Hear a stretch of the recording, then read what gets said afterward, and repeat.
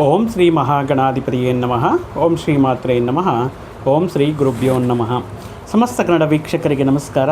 ನೀವು ಮೊದಲನೇ ಬಾರಿ ನಮ್ಮ ಚಾನಲ್ ನೋಡ್ತಾ ಇದ್ದರೆ ದಯವಿಟ್ಟು ಸಬ್ಸ್ಕ್ರೈಬ್ ಮಾಡಿ ಅಂತ ಹೇಳ್ತಾ, ಮುಖ್ಯವಾಗಿ ಈ ದೀರ್ಘ ಸಂಚಾರ ಗ್ರಹಗಳಲ್ಲಿ ಈ ಜೂನ್ 1ನೇ ತಾರೀಕಿಂದ ದೇವಗುರು ಬೃಹಸ್ಪತಿ ತನ್ನ ಸ್ಥಾನವನ್ನು ಮಿಥುನ ರಾಶಿಯಿಂದ ಕಟಕ ರಾಶಿಗೆ ಹೋಗ್ತಾ 5 ತಿಂಗಳ ಕಾಲ 12 ರಾಶಿಗಳಲ್ಲಿ ಅವರಿರುವಂತಹ ಸ್ಥಾನದ ಮೇಲೆ ಕೆಲವೊಂದು ರಾಶಿಗಳಿಗೆ ಅದ್ಭುತವಾಗಿರುವಂತಹ ರಾಜಯೋಗವನ್ನು, ಮತ್ತಷ್ಟು ರಾಶಿಗಳಿಗೆ ಮಧ್ಯಸ್ಥ ಫಲಗಳನ್ನು, ಕೆಲವಷ್ಟು ರಾಶಿಗಳಿಗೆ ಪ್ರತಿಕೂಲ ಫಲಗಳನ್ನು ನೀಡುವಂತಹ ಸಂದರ್ಭ ಈ ಜೂನಿಂದ ಅಕ್ಟೋಬರ್ ಕೊನೆಯವರೆಗೂ ಇರುತ್ತೆ.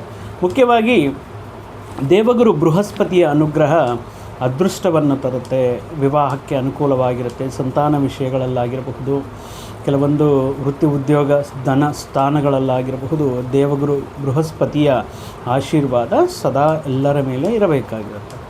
ಆದರೆ ಈಗ 12 ರಾಶಿಗಳಲ್ಲಿ ನಾವು ಮಕರ ರಾಶಿಯವರಿಗೆ ನಾವು ಇಂದಿನ ವರ್ಷದಿಂದ ನೋಡುವುದಾದರೆ ದೀರ್ಘ ಸಂಚಾರ ಗ್ರಹಗಳಲ್ಲಿ ಪ್ರಮುಖವಾಗಿ ಕೇವಲ ತೃತೀಯ ಸ್ಥಾನದಲ್ಲಿರುವಂತಹ ಶನಿ ಪರಮಾತ್ಮನ ಬಲ ಬಿಟ್ಟು ಯಾವುದೇ ದೀರ್ಘ ಸಂಚಾರ ಗ್ರಹವು ಕೂಡ ಅನುಕೂಲವಾಗಿ ಇವರಿಗೆ ಈ ಸಂದರ್ಭದಲ್ಲಿ ಇರ್ತಾ ಇರಲಿಲ್ಲ. ಬಟ್ ಈ ಸಂದರ್ಭದಲ್ಲಿ ನಾವು ನೋಡುವುದಾದರೆ ಜೂನ್ 1ನೇ ತಾರೀಕಿಂದ ತೃತೀಯ ಸ್ಥಾನದಲ್ಲಿರುವಂತಹ ಶನಿ ಪರಮಾತ್ಮನ ಜೊತೆಗೆ 6ನೇ ಮನೆ ಋಣರೋಗ ಶತ್ರುಸ್ಥಾನದಲ್ಲಿ ಗುರುಬಲ ಇಲ್ಲಿಲ್ಲ. ಮಕರ ರಾಶಿಯವರಿಗೆ ಯಾವುದೇ ಕೆಲಸ ಇಟ್ಕೊಂಡ್ರೂ ಕೂಡ ಮುಂದೆ ಹೋಗ್ತಾ ಇಲ್ಲ, ಕೆಲವೊಂದು ವಿಷಯಗಳಲ್ಲಿ ವಿಳಂಬತೆ ಆಲಸ್ಯ ಆಗ್ತಾ ಇದೆ ಅನ್ನುವಂತಹ ಸಂದರ್ಭಗಳಲ್ಲಿ ಈ ಶನಿ ಪರಮಾತ್ಮನ ಅನುಗ್ರಹದ ಜೊತೆಗೆ ದೇವಗುರು ಬೃಹಸ್ಪತಿ ಸಪ್ತಮ ಸ್ಥಾನದಲ್ಲಿ ಉಚ್ಚ ಸ್ಥಿತಿಯಾಗಿ, ಅಂದರೆ ಕಟಕ ರಾಶಿ ಅಂದರೆ ಉಚ್ಚ ಸ್ಥಾನ ಆಗಿರೋದರಿಂದ ದಿಗ್ಬಲನಾಗಿ ಅತ್ಯಂತ ಶುಭ ಫಲಗಳನ್ನು, ರಾಜಯೋಗವನ್ನು ಮಕರ ರಾಶಿಯವರಿಗೆ ನೋಡ್ತಾ ಇದ್ದಾರೆ, ಈಗ ನೀಡ್ತಾ ಇದ್ದಾರೆ. ಅದೇ ರೀತಿ ಧನ ಕುಟುಂಬ ಸ್ಥಾನದಲ್ಲಿ ದ್ವಿತೀಯದಲ್ಲಿರುವಂತಹ ರಾಹು ಇಂದ ಕೆಲವೊಂದು ಮಾತಿನಿಂದ ಸಮಸ್ಯೆಗಳು ಬರೋದಾಗಿರಬಹುದು, ಅಥವಾ ಈ ಮನಿ ವಿಷಯದಲ್ಲಿ ಕೆಲವೊಂದು ವಿಷಯಗಳಲ್ಲಿ ಅನಾವಶ್ಯಕವಾಗಿರುವಂತಹ ಖರ್ಚುಗಳು, ಅನಾವಶ್ಯಕವಾಗಿರುವಂತಹ ವಿಷಯಗಳಲ್ಲಿ ಹೂಡಿಕೆ ಮಾಡೋಕ್ಕಾಗದೆ ಮತ್ತು ಉಳಿತಾಯ ಮಾಡೋಕ್ಕಾಗದೆ ಈ ರೀತಿ ಸಂದರ್ಭಗಳನ್ನು ನೋಡ್ತಾ ಬಂದಿದ್ದಾರೆ ಮಕರ ರಾಶಿಯವರು.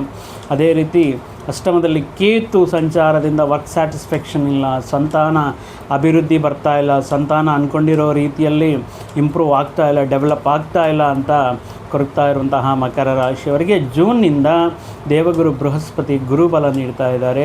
ಅದ್ಭುತ ರೀತಿಯಲ್ಲಿ ಯಾವ ರೀತಿ ಫಲಗಳನ್ನು ನೀಡ್ತಾ ಇದ್ದಾರೆ ಮಕರ ರಾಶಿಯವರಿಗೆ ಅನ್ನೋದು ಈ ವಿಡಿಯೋದಲ್ಲಿ ನೋಡುವುದಾದರೆ, ಇದೊಂದು ರೀತಿ ಒಳ್ಳೆಯ ಅದ್ಭುತವಾಗಿರುವಂತಹ ಒಂದು ಯೋಗ ನೀಡುವಂತಹ ಕಾಲ ಈ 5 ತಿಂಗಳ ಕಾಲ ಅಂತಲೂ ನಾವು ಹೇಳಬಹುದು. ಮುಖ್ಯವಾಗಿ ಈ ಪರ್ಟಿಕ್ಯುಲರ್ ದೇವಗುರು ಬೃಹಸ್ಪತಿ ಮಕರ ರಾಶಿಗೆ ತೃತೀಯ ಮತ್ತು ವ್ಯಯಾಧಿಪತಿಯಾಗಿರುತ್ತಾರೆ. ತೃತೀಯ ಸ್ಥಾನ ಮತ್ತು ವ್ಯಯಸ್ಥಾನಕ್ಕೆ ಅಧಿಪತಿಯಾಗಿರೋದ್ರಿಂದ ಈಗ ಸಪ್ತಮ ಸ್ಥಾನಕ್ಕೆ ಬಂದಿರುವಂತಹ ದೇವಗುರು ಬೃಹಸ್ಪತಿ ಮೇಜರಾಗಿ ತೃತೀಯ ಸ್ಥಾನಕ್ಕೆ ಸಂಬಂಧಪಟ್ಟಿರುವಂಥದ್ದು. ತೃತೀಯ ಅಂದರೆ ನಮಗೆ ಗೊತ್ತು, ಸಿಬ್ಲಿಂಗ್ಸು, ಕಜನ್ಸು ಅಥವಾ ಸಹೋದ್ಯೋಗಿಗಳಾಗಿರಬಹುದು, ಧೈರ್ಯ, ಪರಾಕ್ರಮ, ಧೈರ್ಯದಿಂದ ತಗೊಳ್ಳುವಂತಹ ನಿರ್ಧಾರಗಳಾಗಿರ್ಬೋದು, ಇವೆಲ್ಲವೂ ಕೂಡ ತೃತೀಯ ಸ್ಥಾನ ಇಂಡಿಕೇಟ್ ಆಗ್ತಾ ಇರ್ತವೆ.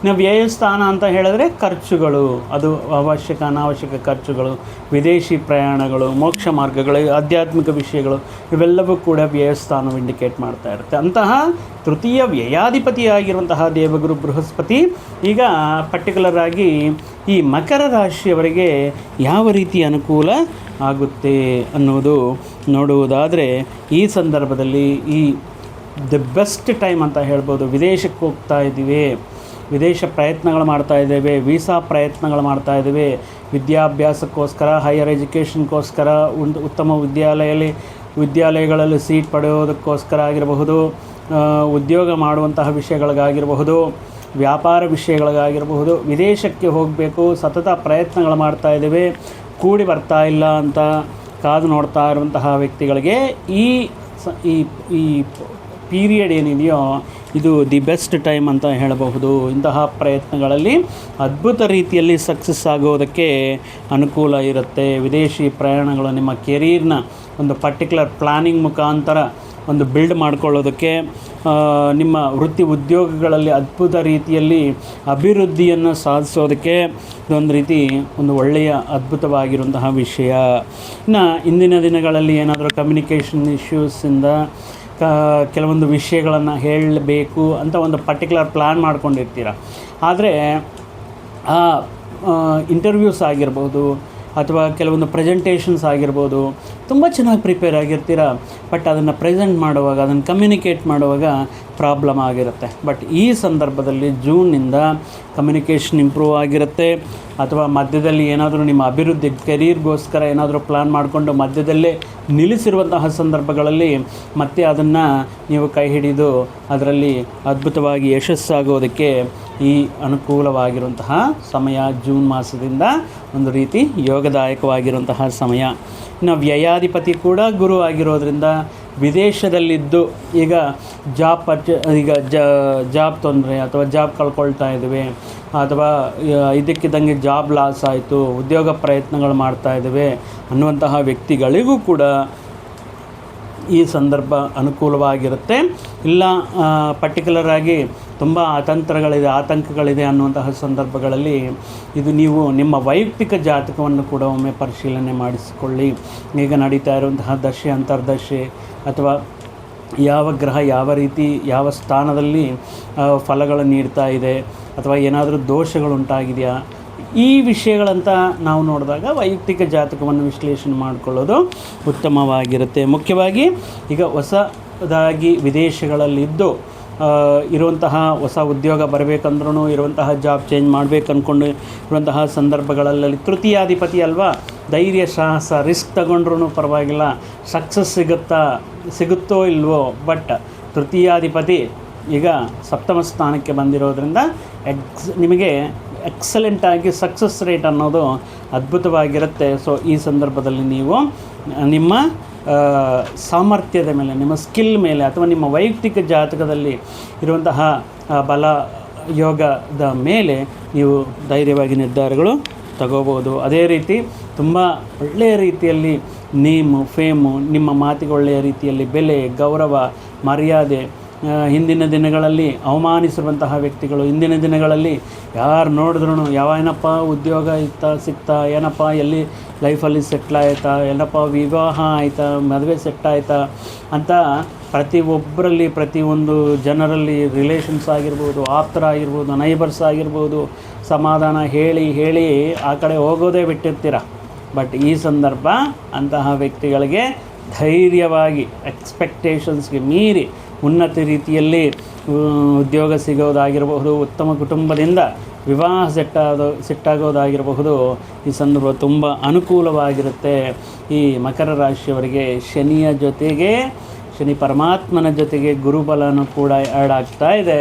ಸೊ ವಿವಾಹ ಪ್ರಯತ್ನಗಳು ಸಪ್ತಮ ಸ್ಥಾನ ಕಳತ್ರ ಸ್ಥಾನ ಆಗಿರೋದ್ರಿಂದ ವಿವಾಹ ಪ್ರಯತ್ನಗಳು ಇಂದಿನ ದಿನಗಳಿಂದ ವಿವಾಹ ಸೆಟ್ ಆಗ್ತಾ ಇಲ್ಲ ಅಥವಾ ಕೊನೆಯ ಹಂತದಲ್ಲಿ ಏನೋ ಒಂದು ರೀಸನಿಂದ ಮುರಿದು ಬೀಳ್ತಾ ಇದೆ, ಅಥವಾ ಏನೋ ಒಂದು ಕಾರಣ ಹೇಳಿಬಿಟ್ಟು ಆಗಿ ಬರುತ್ತೆ ಅಂದ್ಕೊಂಡಿರುವಂತಹ ವಿವಾಹ ಏನೋ ಜಾತಕ ಸಮಸ್ಯೆ ಮತ್ತೊಂದು ಅಂತ ಹೇಳಿಬಿಟ್ಟು ವಿವಾಹ ಆಗ್ತಾ ಇಲ್ಲ ಅನ್ನುವಂತಹ ವ್ಯಕ್ತಿಗಳಿಗೆ ಕೂಡ ಈ ಜೂನ್ನಿಂದ ಮಾಡುವಂತಹ ವಿವಾಹ ಪ್ರಯತ್ನಗಳು ಅದ್ಭುತ ರೀತಿಯಲ್ಲಿ ನಿಮಗೆ ಫಲಕಾರಿಯಾಗಿರುತ್ತೆ. ಡಿಲೇ ಆಗ್ತಾ ಇದೆ ಅಥವಾ ಒಳ್ಳೆಯ ರೀತಿಯಲ್ಲಿ ಸಂಬಂಧ ಸಿಗ್ತಾ ಇಲ್ಲ ಅಥವಾ ಬಂದಿರುವಂತಹ ಸಂಬಂಧಗಳು ನಿಮಗೆ ಆಯ್ಕೆಗಳಿಗೆ ತಕ್ಕಂತೆ ಇಲ್ಲ ಅನ್ನುವಂತಹ ವ್ಯಕ್ತಿಗಳು ಕೂಡ ಈ ಸಂದರ್ಭದಲ್ಲಿ ವಿವಾಹ ಪ್ರಯತ್ನಗಳು ಬರುತ್ತೆ. ಇದು ಗೋಚಾರದಿಂದ ಹೇಳಿರುವಂತಹ ಫಲ ಆಗಿರೋದ್ರಿಂದ ನಿಮ್ಮ ವೈಯಕ್ತಿಕ ಜಾತಕವನ್ನು ಕೂಡ ಒಮ್ಮೆ ಪರಿಶೀಲನೆ ಮಾಡಿಸಿಕೊಳ್ಳಿ. ಅದೇ ರೀತಿ ಸಪ್ತಮ ಸ್ಥಾನ ಆಗಿರೋದ್ರಿಂದ ವೈವಾಹಿಕ ಜೀವನದಲ್ಲಿ ಇಂದಿನ ದಿನಗಳಿಂದ ಏನಾದರೂ ಮನಸ್ಪರ್ಧೆಗಳು ಅಥವಾ ವಾಗ್ವಿವಾದಗಳು ನಡೆದು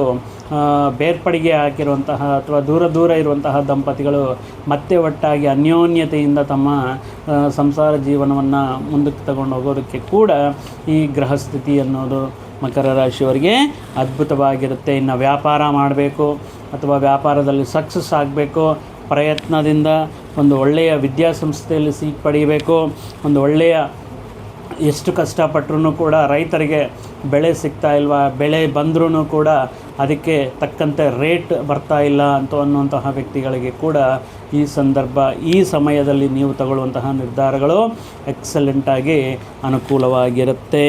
ಸೊ ಈ ದೇವಗುರು ಬೃಹಸ್ಪತಿಗೆ ವಿಶೇಷವಾಗಿರುವಂತಹ ಎಕ್ಸಂಪ್ಷನ್ ದೃಷ್ಟಿ ಅನ್ನೋದಿರುತ್ತೆ. ಅಂದರೆ ಪಂಚಮ ದೃಷ್ಟಿ ಭಾಗ್ಯಸ್ಥಾನದ ಮೇಲೆ ಬೀಳೋದ್ರಿಂದ, ಭಾಗ್ಯಸ್ಥಾನ ವೃಶ್ಚಿಕ ರಾಶಿ ಆಗಿರೋದ್ರಿಂದ ಇದರ ಮೇಲೆ ಈ ಸ್ಥಾನದ ಮೇಲೆ ಬೀಳೋದ್ರಿಂದ ನಿಮ್ಮ ಗೌರವ ಮರ್ಯಾದೆ ಅಥವಾ ನೀವು ಸಾಧಿಸುವಂತಹ ಕೆಲವೊಂದು ವಿಷಯಗಳಿಂದ ನಿಮ್ಮ ಪೋಷಕರಿಗೆ, ನಿಮ್ಮ ಕುಟುಂಬಕ್ಕೆ ಹೆಮ್ಮೆ ತರುವಂತಹ ವಿಷಯಗಳು ನಡೆಯೋದಕ್ಕೆ ಅನುಕೂಲವಾಗಿರುತ್ತೆ. ಲೈಫಲ್ಲಿ ಸೆಟ್ಲ್ ಆಗೋದಕ್ಕೆ ತುಂಬ ಅನುಕೂಲವಾಗಿರುವಂತಹ ಸಮಯ ಅಂತ ಹೇಳ್ಬೋದು.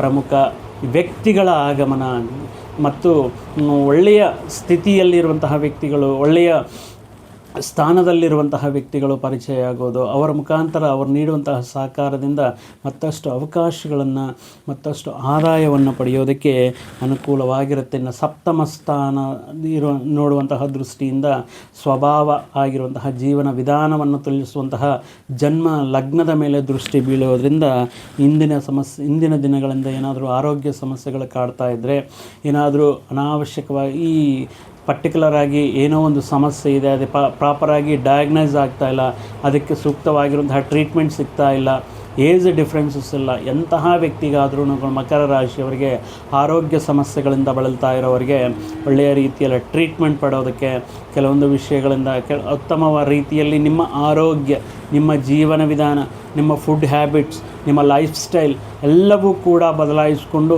ಉತ್ತಮ ರೀತಿಯಲ್ಲಿ ದೈಹಿಕ ವ್ಯಾಯಾಮ ಮಾಡೋಣ, ಉತ್ತಮ ರೀತಿಯಲ್ಲಿ ಆಹಾರ ನಿಯಮಗಳನ್ನು ಪಾಲಿಸೋಣ, ಅನಾರೋಗ್ಯವನ್ನು ನೀಡುವಂತಹ ಕೆಲವೊಂದು ದುಶ್ಚಟಗಳಿಗೆ ದೂರ ಇರೋಣ ಅನ್ನುವಂತಹ ತಗೊಳ್ಳುವಂತಹ ಕೆಲವೊಂದು ನಿರ್ಧಾರಗಳು ಕೂಡ ನಿಮ್ಮನ್ನು ಸಂಪೂರ್ಣ ಆರೋಗ್ಯವಂತರಾಗಿ ಮಾಡೋದಕ್ಕೆ ಗ್ರಹಸ್ಥಿತಿ ಅನುಕೂಲವಾಗಿರುತ್ತೆ.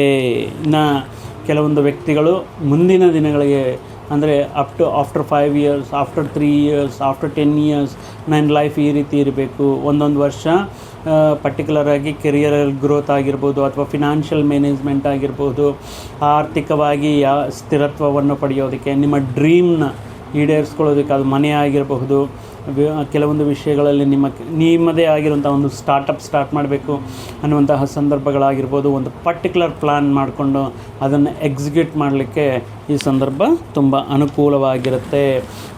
ಮಕರ ರಾಶಿಯವರಿಗೆ ತುಂಬ ದಿನಗಳಿಂದ ತಾವು ಇಷ್ಟಪಟ್ಟಿರುವಂತಹ ನಗರಗಳಾಗಿರ್ಬೋದು, ಸ್ವಂತ ಸ್ಥಳ ಆಗಿರಬಹುದು, ಅವರ ಹುಟ್ಟಿ ಬೆಳೆದಿರುವಂತಹ ಸ್ಥಳ ಆಗಿರಬಹುದು, ಅಥವಾ ಒಂದು ಡ್ರೀಮ್ ಸಿಟಿ ಅಂತ ಇರುತ್ತೆ, ಅಯ್ಯೋ ನಾನು ಆ ಪರ್ಟಿಕ್ಯುಲರ್ ಸಿಟಿ, ಆ ವಿದೇಶಕ್ಕೆ ಹೋಗಿ ನಾನು ಉದ್ಯೋಗ ಮಾಡಬೇಕು, ಆ ರೀತಿ ನೀವು ಪ್ರಯತ್ನಗಳು ಮಾಡ್ತಾ ಇರುವಂಥ ಸಂದರ್ಭಗಳಲ್ಲಿ ಆ ಪ್ರಯತ್ನಗಳು ಯಶಸ್ವಿಯಾಗೋದಕ್ಕೆ, ನಿಮ್ಮ ಕನಸು ನನಸಾಗೋದಕ್ಕೆ ಈ ಸಂದರ್ಭ ಅನ್ನೋದು ಅದ್ಭುತ ರೀತಿಯಲ್ಲಿ ಯೋಗದಾಯಕವಾಗಿರುತ್ತೆ. ಮಕರ ರಾಶಿಯವರಿಗೆ ಶನಿ ಪರಮಾತ್ಮ ರಾಶ್ಯಾಧಿಪತಿಯ ಜೊತೆಗೆ ತೃತೀಯಾಧಿಪತಿ, ವ್ಯಯಾಧಿಪತಿಯಾಗಿರುವಂತಹ ದೇವಗುರು ಬೃಹಸ್ಪತಿ ಸಪ್ತಮ ಸ್ಥಾನದಲ್ಲಿ ಉಚ್ಚ ಸ್ಥಿತಿಯಲ್ಲಿ ಬಹಳ ಅದ್ಭುತವಾಗಿರುವಂತಹ ದೃಢ ಆಶೀರ್ವಾದದಿಂದ ಮಕರ ರಾಶಿಯವರನ್ನು ಆಶೀರ್ವಾದ ಮಾಡ್ತಾ ಇದ್ದಾರೆ. ಇಲ್ಲಿಯವರೆಗೂ ಕೂಡ ಸೋಲು, ಇಲ್ಲಿಯವರೆಗೂ ನೋವು, ಇಲ್ಲಿಯವರೆಗೂ ಕಷ್ಟ ಅಂದ್ಕೊಂಡಿರುವಂಥ ವ್ಯಕ್ತಿಗಳಿಗೆ ನಮಗೂ ಕೂಡ ಅದೃಷ್ಟ ಇದೆ ಅನ್ನುವಂತಹ ವಿಷಯಗಳಿಂದ ಈ ಸಪ್ತಮ ಸ್ಥಾನದಲ್ಲಿರುವಂತಹ ಗುರು ಅದ್ಭುತ ರೀತಿಯಲ್ಲಿ ಯೋಗ, ರಾಜಯೋಗ ಅಂದ್ಕೊಳ್ಬೋದು, ಅಥವಾ ಮಹಾ ಅದ್ಭುತವಾಗಿರುವಂತಹ ದಿವ್ಯ ಯೋಗ ಅನ್ಬೋದು, ದೈವ ಬಲ ಅನ್ಬೋದು, ಆ ಗುರುವಿನ ಬಲ ಅನ್ಬೋದು. ಮಕರ ರಾಶಿಯವರಿಗೆ ಬರುವಂತಹ 5 ತಿಂಗಳ ಕಾಲ ಅನುಕೂಲವಾಗಿರುತ್ತೆ ಅಂತಾನು ಹೇಳಬಹುದು. ಸೊ ನೋಡಿದ್ದೀರಲ್ಲ. ಆದರೆ ದ್ವಿತೀಯದಲ್ಲಿ ರಾಹು ಇರೋದರಿಂದ ಮನಿ ಮ್ಯಾನೇಜ್ಮೆಂಟ್, ಅನಾವಶ್ಯಕವಾಗಿರುವಂತಹ ಖರ್ಚುಗಳನ್ನು, ಅನಾವಶ್ಯಕವಾಗಿರುವಂತಹ ವಿಷಯಗಳ ಮೇಲೆ ಖರ್ಚು ಮಾಡೋದು, ಅನಾವಶ್ಯಕವಾಗಿರುವಂತಹ ವಿಷಯಗಳ ಮೇಲೆ ಇನ್ವೆಸ್ಟ್ ಮಾಡೋದು ಬೇಡ. ಇರೋಂತಹ ವಿಷಯಗಳಲ್ಲಿ ತೃಪ್ತಿಯಿಂದ ಜೀವನ ಮಾಡಲಿಕ್ಕೆ ಅತ್ಯಾಶಕ್ಕೆ ಹೋಗಬೇಡಿ.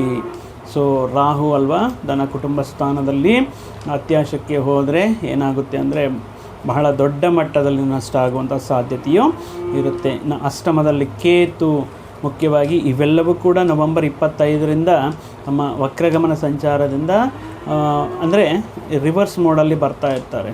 ಸೊ ಆಗಿರೋದ್ರಿಂದ ನವೆಂಬರ್ 25ವರೆಗೂ ರಾಹುಕೇತುಗಳಿಗೆ ಸಂಬಂಧಪಟ್ಟಿರುವಂಥ ರಾಹುಕೇತು ಧ್ಯಾನ ಮಾಡಿಸೋದಾಗಿರ್ಬೋದು, ರಾಹುಕೇತು ಶಾಂತಿಯನ್ನು ಮಾಡಿಸ್ಕೊಳ್ಳೋದಾಗಿರ್ಬೋದು ಮಾಡಿದ್ರೆ ಮಕರ ರಾಶಿಯವರಿಗೆ ಮುಟ್ಟಿದ್ದೆಲ್ಲ ಚಿನ್ನ ಅನ್ನುವಂತಹ ವಿಷಯಗಳಲ್ಲಿ ಇರಬಹುದು.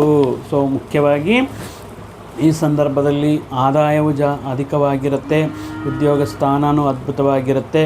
ಆಗಿರೋದ್ರಿಂದ ಹೂಡಿಕೆಗಳ ಮೇಲೆ, ಉಳಿತಾಯದ ಮೇಲೆ ನೀವು ದೃಷ್ಟಿ ಇಡಬೇಕಾಗಿರುತ್ತೆ. ಮುಂದಿನ ದಿನಗಳಿಗೆ ಮಾಡಬೇಕಾಗಿರುವಂತಹ ಪ್ಲಾನಿಂಗ್ ಮೇಲೆ ನೀವು ಕಾನ್ಸಂಟ್ರೇಟ್ ಮಾಡಬೇಕಾಗಿರುತ್ತೆ.